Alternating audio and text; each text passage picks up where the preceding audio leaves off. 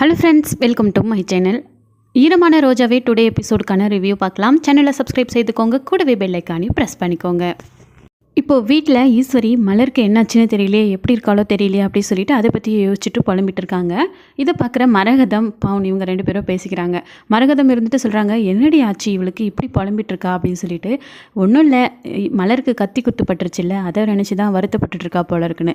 என்னடி சொல்கிற, அதை நினச்சி இவ எதுக்கு வருத்தப்படுறா அப்படின்னு, அதை நீங்களே கேளுங்க அப்படின்னு சொல்லிட்டு பவுன் சொல்கிறாங்க.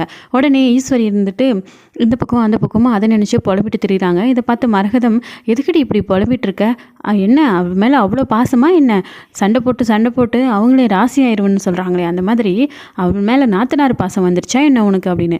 அதெல்லாம் ஒன்றும் கிடையாது, என்ன தான் அவங்களுக்கும் நமக்கும் சண்டை இருந்தாலும் அவள் சாகணும்னெல்லாம் நான் நினைக்கல அப்படின்னு சொல்லிட்டு ஈஸ்வரி சொல்கிறாங்க. இங்கே பாரேசு, இதெல்லாம் சுத்தமாக சரியில்லை. அவளுக்கும் நமக்கும் ஆகலை அப்படின்னா அவங்களுக்கு ஒரு கஷ்டம்னா அதை நம்ம என்ஜாய் பண்ணணும். பவுனு போடுறி பாட்டு அப்படின்னு சொல்லிட்டு ரவுடி பேபி சாங் போட்டு ரொம்ப டான்ஸ் வற்புறுத்துறாங்க ஈஸ்வரியை டான்ஸ் போட சொல்லி. இப்போ பவுன் டான்ஸ் அவங்கள போடுறதுக்காண்டி ரொம்பவே வற்புறுத்திட்டு இருக்காங்க. இதை பார்த்துட்டு மரகதம் இருந்துட்டு, இவளை நம்புறதெல்லாம் ஆகிறதில்ல, நம்ம இந்த வீட்டை விட்டு போட்டோம், நம்ம கஞ்சிக்கு கூட வழி இல்லாமல் ஆகிடுவோம், அதனால் நமக்கு யார் கிடைக்கிறாங்களோ அவங்கள யூஸ் பண்ணி ஸ்ட்ராங்காக இங்கே நின்றணும் அப்படின்னு சொல்லிட்டு ஈஸ்வரியை பயங்கரமாக மனசு மாற்றிட்டு இருக்காங்க. இந்த சமயத்தில் நாட்டரசன், இதயக்கனி, தங்கராசி இவங்க 3 பேரும் வீட்டுக்கு வராங்க. அப்போ அந்த வழியில் வரும்போது ரத்தத்தை பார்த்துட்டு கத்தி குத்துனாங்களே, அதை நினச்சி ரொம்ப வருத்தப்படுறாங்க நாட்டரசன். அப்போ பார்த்தீங்கன்னா உள்ளே வராங்க. இவங்க 2 பேரும் டான்ஸ் போட்டுட்ருக்கிறத பார்த்துட்டு பயங்கர கோவமாயிருது நாட்டரசனுக்கு. அங்கே ஒரு பிள்ளை கத்தி குத்துப்பட்டு உசுருக்கு போராடிட்டுருக்கு, ரத்தம் எல்லாம் போய் ரத்தம் இல்லாமல் இருக்குது, நீங்கள் இங்கே ஆட்டமாக போட்டுட்ருக்கீங்க அப்படின்னு சொல்லிட்டு அங்கேருந்து ஒரு கட்டையை எடுத்து அங்கே இருக்க பொருட்கள் எல்லாமே உடைச்சிடுறாரு, டிவியெல்லாம் தூக்கி போட்டு உடைச்சிடுறாரு. அவ்வளோதான், உன்னை கொன்னே போடுவேன் அப்படிங்கிறாங்க மரகதமை பார்த்து. அப்புறமா அங்கேருந்து கூட்டிகிட்டு போயிடுறாங்க இதயக்கனி அண்ணனும் தங்கராசும். இப்போது மரகதம் மனசுக்குள்ளே யோசிக்கிறாங்க, என்ன அடிக்க வர, உன்னோட குடும்பத்தை எப்படி தரநாசமாக்குறன்னு பாரு அப்படின்னு சொல்லிட்டு. ஆனால் இதில் எதுக்குமே சம்மந்தம் இல்லாமல் தான் ஈஸ்வரி நிற்கிறாங்க. என்ன தான் அவங்களுக்கு மலர் மேலே பாசம் இருக்குது அப்படிங்கிறது தான்.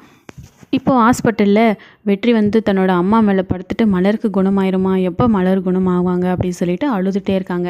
டேய் ஒன்றும் ஆகாது, அவளோட நல்ல குணத்துக்கு அவள் நல்லா வருவா, நீ வேணா பாருடா அப்படின்னு சொல்லிட்டு அன்புக்கரசி இருந்துட்டு சொல்லிட்டு இருக்காங்க. இப்போது நர்ஸ் வெளியே வராங்க. வந்த உடனே மலர்கிட்ட ஏதாவது இம்ப்ரூவ்மெண்ட் தெரியுதா அப்படின்னு சொல்லிட்டு வெற்றி கேட்குறாரு. இல்லை, அவங்க அப்படியே தான் இருக்காங்க அப்படின்னு சொல்லிட்டு சொல்லுவோம். வெற்றி ரொம்பவே ஃபீல் பண்ணி அழுகுறாங்க. திரும்ப நர்ஸ் உள்ளே போகிறாங்க. அப்போ பார்த்தீங்கன்னா மலரோட அந்த ஆப்ரேஷன் பண்ண இடத்துல ஸ்டிச்சு பிச்சுட்டு பிளட் லாஸ் ஆகுது. இதை பார்த்துட்டு பதட்டமாக நர்ஸ் போயிட்டு டாக்டரை கூப்பிட்றாங்க.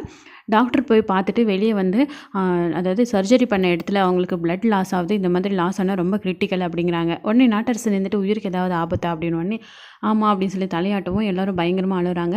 இப்போ எங்களால் முடிஞ்ச வரையும் நாங்கள் ட்ரை பண்ணுறோம், அந்த கடவுள் கையில் தான் இருக்குது, சீக்கிரமாகவே பிளட் லாஸ் ஆகிட்டுருக்கு, திரும்ப சர்ஜரி பண்ணணும் அப்படின்னா பிளட் தேவை, அதுக்கு நீங்கள் யாராவது ஒரு டோனர் கிடைக்குவாங்களான்னு சொல்லி விசாரிங்க, நாங்களும் ஹாஸ்பிட்டல் சார்பாக விசாரிக்கிறோம் அப்படின்னு சொல்கிறாங்க.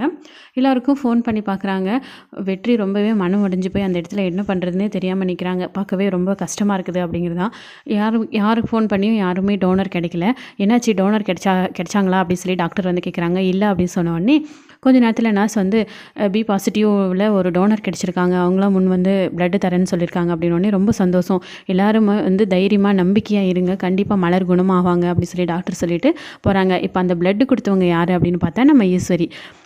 இவ்வளோ ஒரு கிரிட்டிக்கலான சுச்சுவேஷன்லேயும் நம்மளுக்கு ஒரு டோனர் கிடச்சிருக்காங்க, இதை நினச்சி சந்தோஷப்படணும் மாப்பிள்ள, நம்ம கண்டிப்பாக மலர் குணமாகி வருவா, அது யாருன்னு பார்த்து நன்றி சொல்லிட்டு வரேன் அப்படின்னு சொல்லிட்டு தங்கராசு அங்கேருந்து போகிறாரு. பார்த்தீங்கன்னா அங்கே ஈஸ்வரியை பார்த்த உடனே தங்கராசுக்கு ரொம்ப சந்தோஷம், வாழ்க்கையிலே நான் இன்றைக்கி தான் ரொம்ப சந்தோஷமாக இருக்கேன் ஈஸ்வரி அப்படிங்கிறாங்க. இங்கே பாரு சும்மா இரு அப்படின்னு சொல்லிட்டு, எனக்கு வா அவங்களெல்லாம் பார்த்து பேசலாம் அப்படின்னு சொல்லிட்டு தங்கராசு ஈஸ்வரியை கூப்பிட்றாங்க.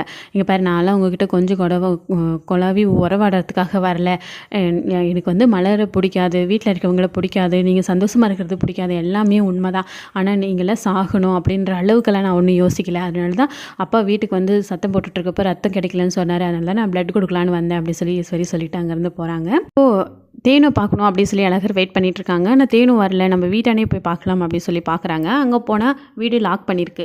எங்கே போயிருப்பாங்க, வீட்டை லாக் பண்ணியிருக்கேன், என்னவா இருக்கும்னு சொல்லிட்டு வண்டியை நோக்கிட்டு போயிட்டுருக்காங்க. அப்போ தேனோட ஃப்ரெண்டு வராங்க. என்ன அழகர் அப்படின்னு சொல்லிட்டு வீட்டானே நிற்க ஆரம்பிச்சிட்டு போல இருக்குது அப்படின்னு.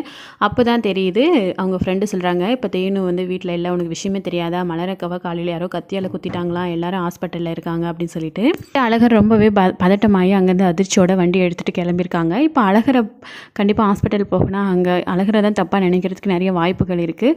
வெயிட் பண்ணி பார்க்கலாம் என்ன நடக்க போகுது அப்படி சொல்லிட்டு உங்களுடைய கருத்துக்களை சொல்லுங்கள். மறக்காமல் இந்த வீடியோக்கு ஒரு லைக் பண்ணிக்கோங்க. நன்றி.